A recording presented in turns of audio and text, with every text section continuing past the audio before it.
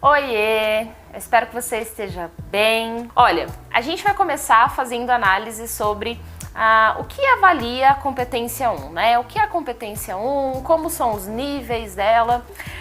Todo o material que eu for usar, pelo menos esse que a gente vai falar sobre as competências do Enem, vai ser o Manual do Corretor de 2019, que o INEP disponibilizou em março de 2020, tá? Nada melhor que o manual do próprio corretor pra gente saber o que a gente tem que fazer na redação, não é? Só que é um manual, um texto, né, um pouco mais técnico, afinal, os corretores geralmente são pessoas formadas em letras, na verdade é obrigatório ser formado em letras, português, geralmente tem mestrado, doutorado, especialização, enfim. Então é uma linguagem mais técnica que eu vou traduzir para vocês, porque o intuito o primeiro passo para uma redação nota 1000 é você entender quais são os critérios que a banca utiliza para avaliar o texto. Então aqui eu vou destrinchar esse manual para explicar para vocês tudo que for possível e importante. Vou começar na página 5, que é, né, a introdução, e vai falar sobre a competência 1. Uma das primeiras questões que devem ser consideradas na avaliação da competência 1 é que a escrita formal da língua portuguesa pressupõe um conjunto de regras e convenções estabelecidas ao longo do tempo. Significa o quê, gente? Tudo que vai ser avaliado na competência 1 faz parte de um conjunto de regras que é aquilo que a gente entende como gramática, tá? A gramática é um livro que tem todas as regras da língua portuguesa, beleza? Aí o que acontece? Essas regras, elas podem, né, como eles disseram aqui, né, ser estabelecidas como regras ou convenções, que seriam acordos.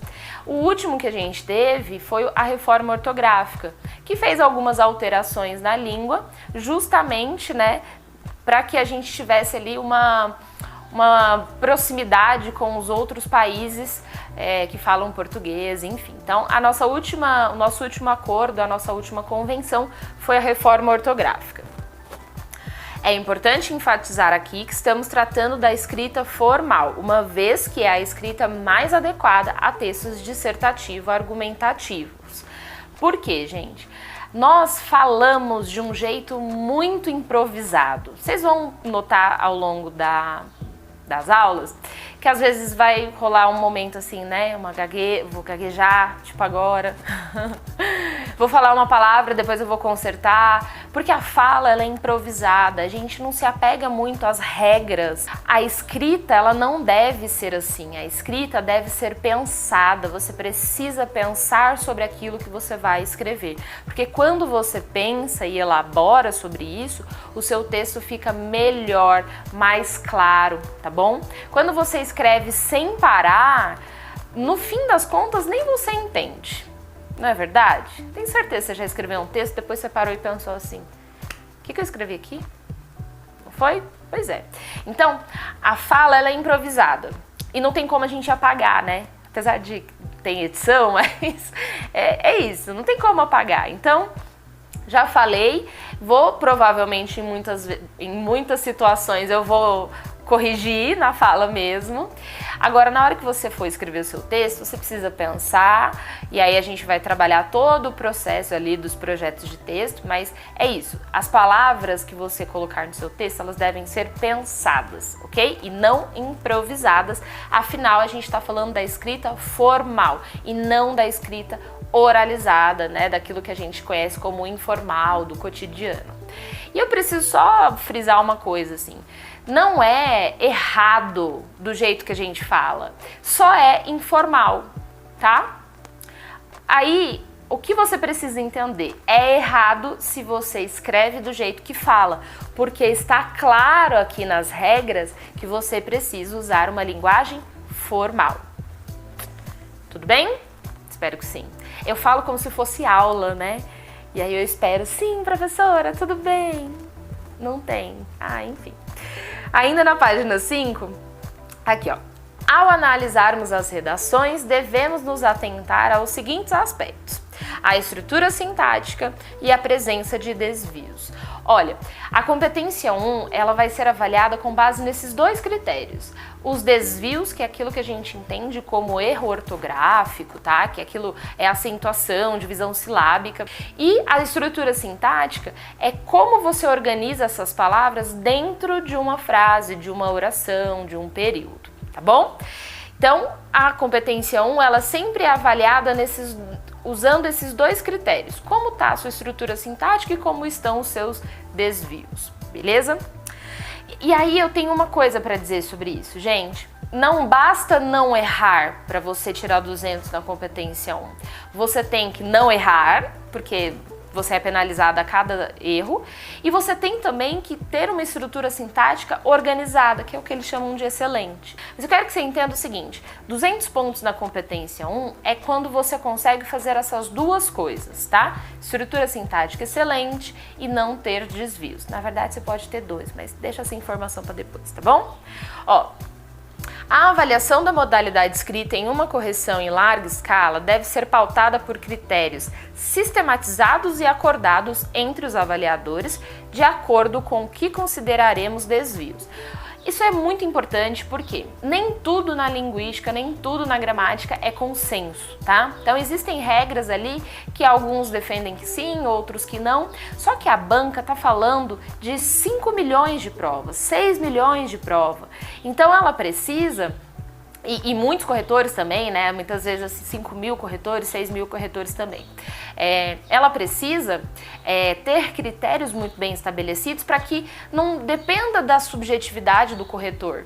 Não é, eu acho que essa pessoa escreve bem. Isso não existe. Não é que eu acho que ela escreve bem. Não é isso. Ela escreve bem porque ela cumpriu este e este critério. Fim. Então não tem como a subjetividade do corretor aparecer ali. Ele vai ter que cumprir com os critérios para que a nota seja avaliada daquela forma. Então, muitas vezes vocês vão ver que não é consenso fora, mas a banca fala assim, aqui, nesse processo, nós vamos considerar isso corretamente, tá? E eles deixam isso muito nítido justamente porque precisa ter um alinhamento, né, dos corretores com as regras para que a gente tenha uma correção, né, mais justa, né, para que todo mundo realmente tenha a nota que equivalha àquilo que a pessoa apresentou. Então vamos lá.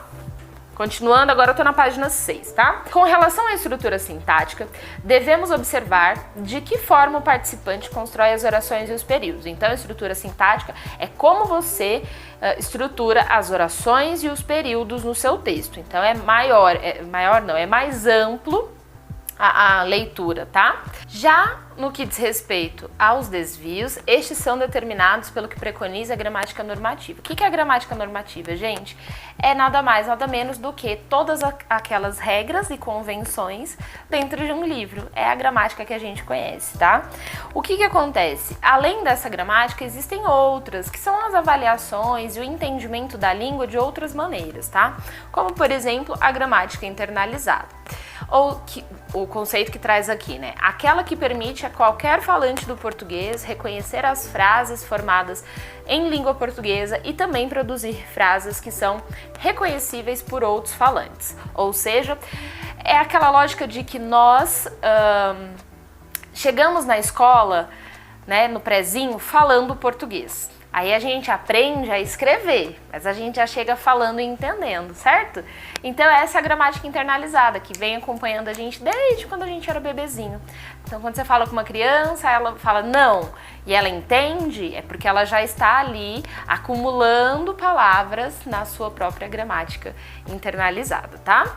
E a gramática descritiva, aquela baseada no que os falantes de fato produzem no cotidiano da língua, que é a construção da língua, dos conceitos e da cultura, e que envolve, né, todas as produções das pessoas, tá? Então, queridos, é o seguinte, todas essas regras, elas devem ser consideradas, mas para que a gente tenha um bom texto escrito, nós vamos focar sempre na gramática normativa.